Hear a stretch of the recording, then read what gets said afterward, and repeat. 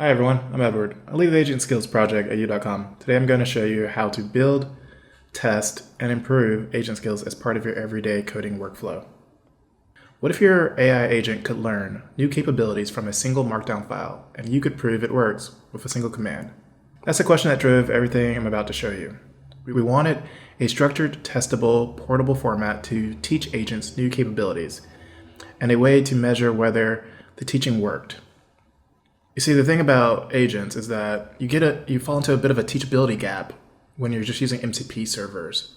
And this is where skills come in. Because while MCPs give you tool discovery, type schemas, a great transport layer, and server connectivity, they don't really tell you when to use which tool, auth patterns and best practices, give you error handling strategies, inform you about test scaffolding, or just integration workflows.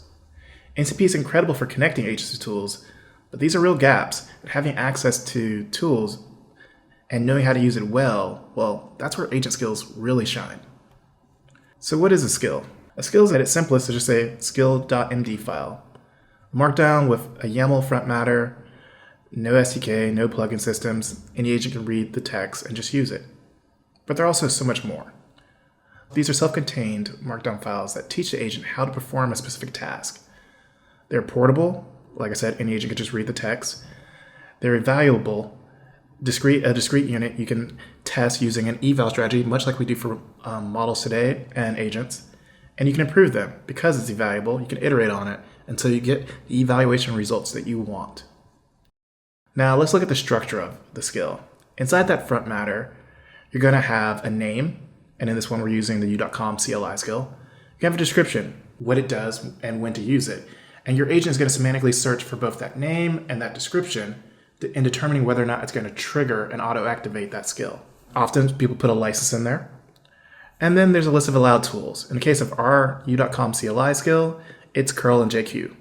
And then finally there's metadata.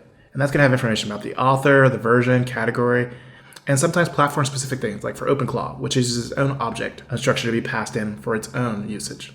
And then finally, we get to the meat and potatoes, the body and markdown. And that's where the instructions, workflow examples, security, and troubleshooting references lie.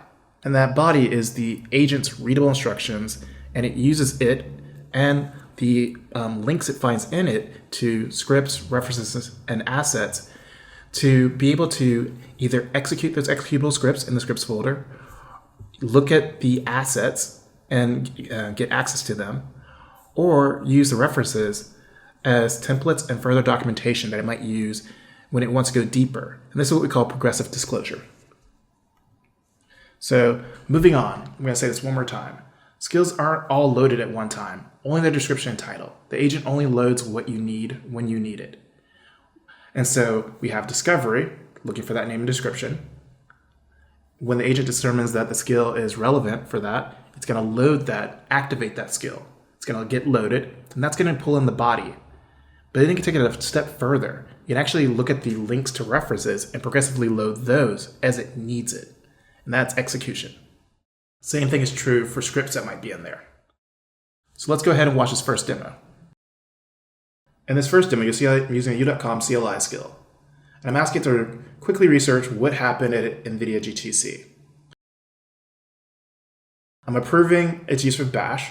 It's going ahead and beginning the research process using our research API here at U.com and giving me a summary of what happened. I can see what Jensen said, we'll hear about new hardware, there's stuff in there about Nemotron, and the partnerships that were really highlighted. But I'm really curious about the big exciting thing, NemoClaw. So I'm asking for the latest news on that.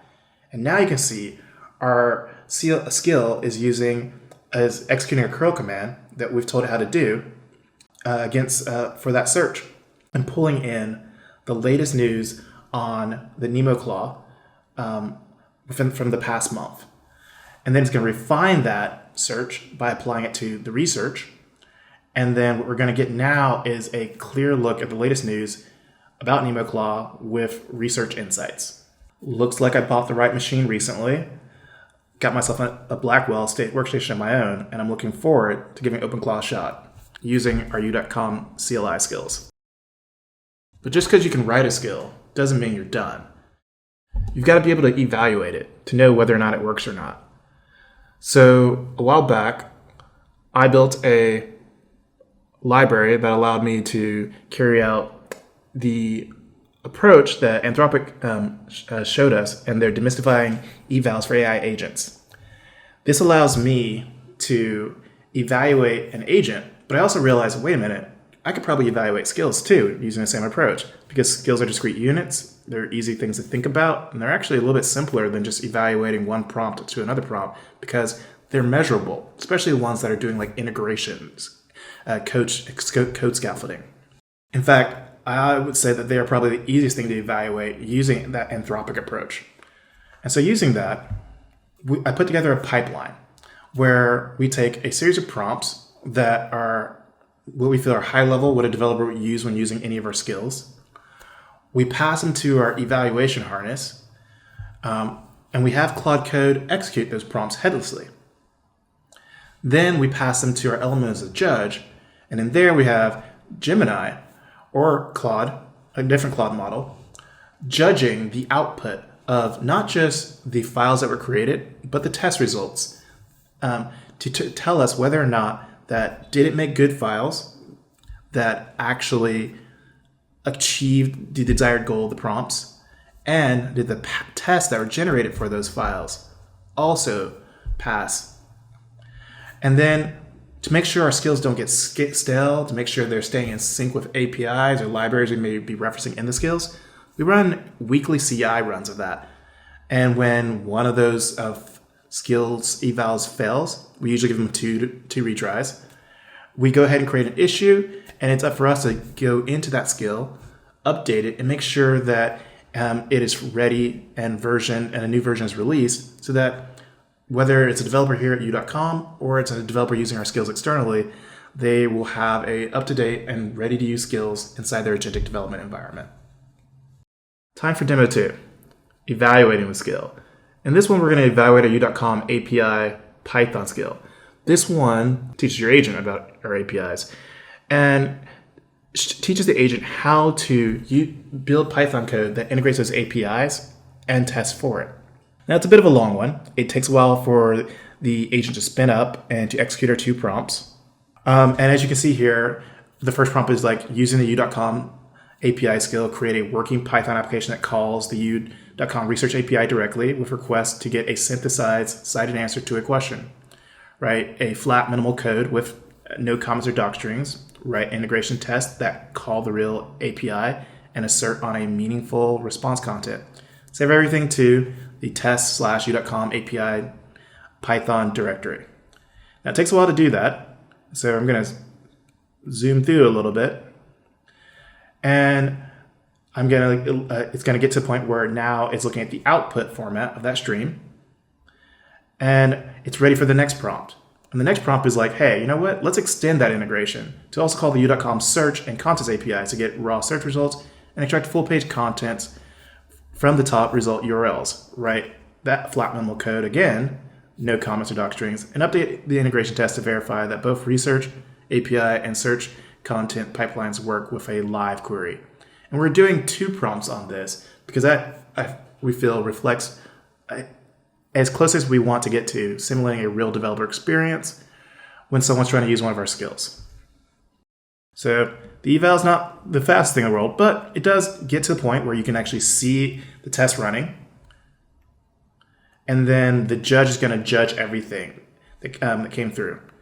Now, we can see that the eval passed, it completed its task, and then we're going to go ahead and generate a summary of that. And in the summary, we're going to see that we got a score of 88. It's not always 100.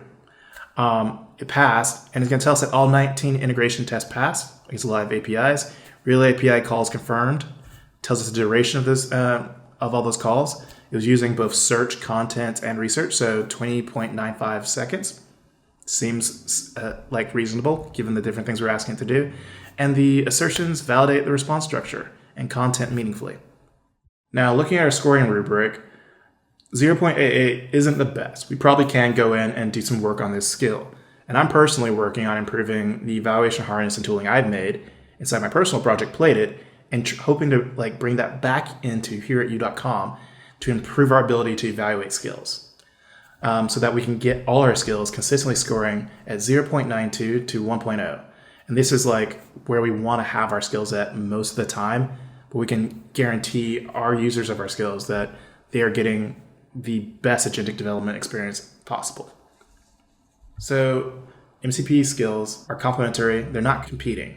Oftentimes, I will design skills that call to MCP servers or give instructions about using an MCP server. And I will provide knowledge about when to use which in the skill, because I feel that's like a good workflow. It helps my agent know how to use this. And a lot of agents now have actually solved the MCP context bloat by using some form of semantic search of the MCP schemas so that they don't bloat your context. Here are 3 things you can do today. Extract your most repeated agent instructions into skills. Write your own eval prompts and build your own evaluation suite so that when you're shipping these skills or sharing them within your organization, you can actually tell fellow employees and your colleagues that your skill is not just reliable, it's capable of what you say it is. That's what that measure PASIC-K is all about. If you want to know more about any of these things, please feel free to check out agentskills.io. Check out our Agent Skills repo. If you want to learn more about our evaluation harness, feel free to go to Agent Eval Harness or the Plated repo. And then I recommend everyone take time to read Anthropic's Demystifying Evals for AI Agents, which did inspire our Agent Eval Harness, which we're using here. Thank you. It's been a pleasure being able to share some time with you. And I hope this helps you and remove some of the chaos from building your skills.